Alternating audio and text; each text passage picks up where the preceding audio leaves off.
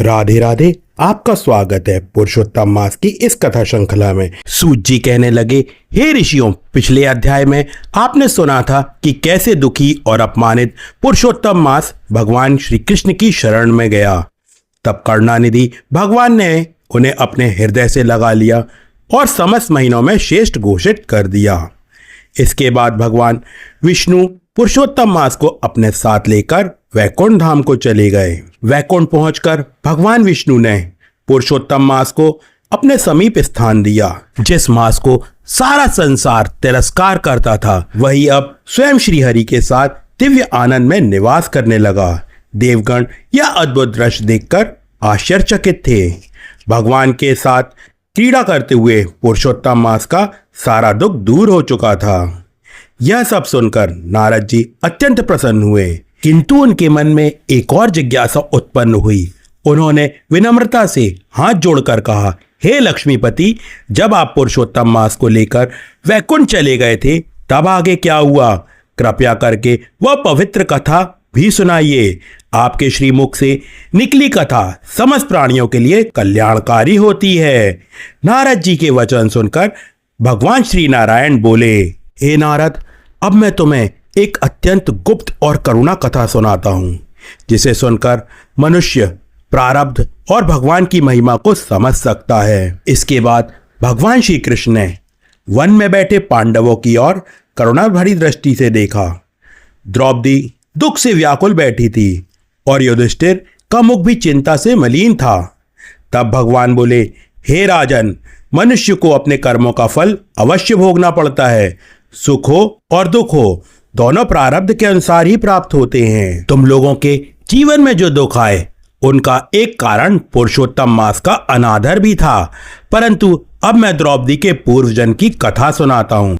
श्री कृष्ण बोले, हे द्रौपदी, पूर्व जन्म में तुम एक महान तपस्वी ब्राह्मण की पुत्री थी। तुम अत्यंत सुंदर और गुणवान और बुद्धिमान थी।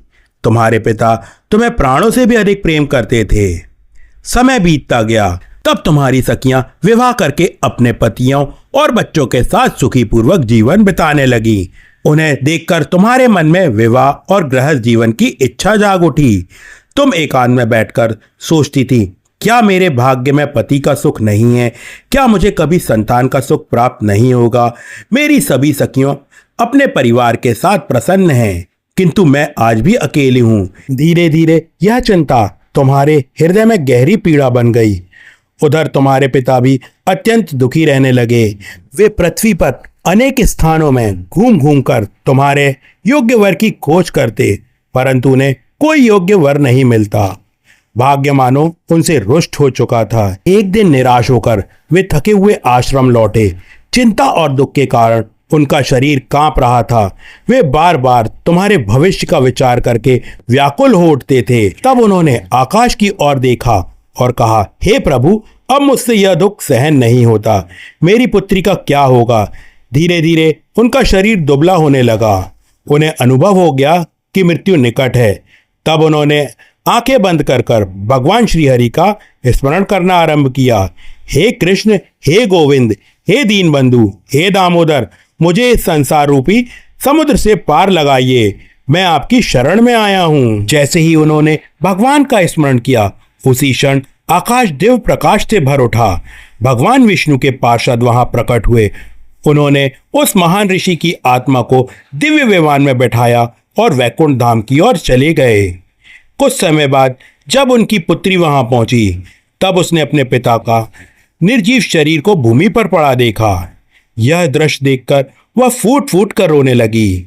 उसने अपने पिता का सर गोद में रख लिया और विलाप करते हुए कहने लगी, हे पिता, अब इस संसार में मेरा कौन है? मुझे किसके सहारे छोड़कर आप चले गए? ना मेरा कोई भाई है, ना माता। अब मुझे प्रेम करने वाला भी कौन रहेगा? मैं किसके लिए जीवित रहूं? उसकी करुणा पुकार सुन पूरा वन शोक में डूब गया। तपोवन में रहने वाले ऋषि मुनि उसका विलाप सुन वहां पहुंचे। उन्होंने उस दुखद दृश्य को देखा तो उनकी आंखों से भी आंसू बहने लगे। ऋषियों ने उस महान ब्राह्मण के शरीर को उठाया और विधि पूर्वक उनका अंतिम संस्कार किया।